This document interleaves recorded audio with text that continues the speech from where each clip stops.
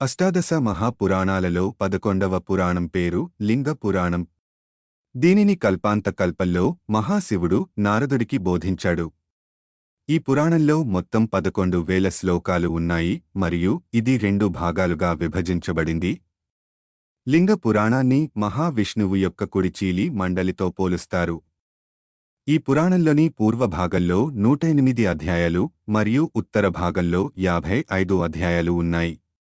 మన అన్ని పురాణాలలో మరియు గ్రంథాలలో లింగోద్భవం గురించి చెప్పిన విషయాలన్నీ ఈ పురాణంలో చెప్పినవే.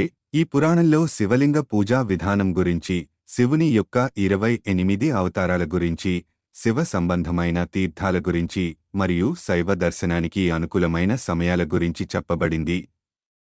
ఈ పురాణంలో పాశుపత సిద్ధాంతానికి సంబంధించిన అనేక విషయాలు చెప్పబడ్డాయి. అంతేకాక విష్ణువు చేసిన శివ స్తోత్రం గురించి, లింగార్చన విధానం గురించి మరియు బ్రహ్మదేవుడు రచించిన శివారాధన రీతి గురించి చెప్పబడింది.